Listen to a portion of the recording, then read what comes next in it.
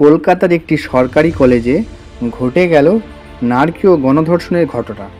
অভিযোগ উঠেছে ছাত্রাবাসে এক তরুণীকে একাধিক যুবক মিলে ধর্ষণ করে। অভিযুক্তদের মধ্যে একজন ছাত্র নেতাও রয়েছে, তার নাম মনোজিৎ মিশ্র, যিনি কলেজ ছাত্র রাজনীতির সঙ্গে যুক্ত।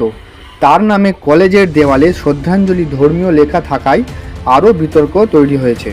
এই ঘটনাটি ঘটল বুধবার বেলা 12:05 নাগাদ কলেজে পৌঁছান নির্যাতিতা পড়ুয়া। বাড়ি ফেরার জন্য কলেজে গেটে পৌঁছান তিনি, তখনই মনোজিৎ তাকে ইউনিয়ন রুমে ডাকে। 6টা নাগাদ বাড়িতে ফিরতে চাইলে আরও কিছুক্ষণ থাকতে বলে মনোজিৎ।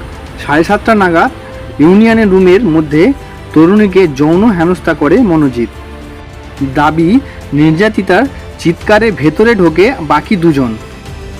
অভিযোগ, বাকি দুজনের উপস্থিতিতেই মনোজিৎ ধর্ষণ করে ওই পড়ুয়াকে।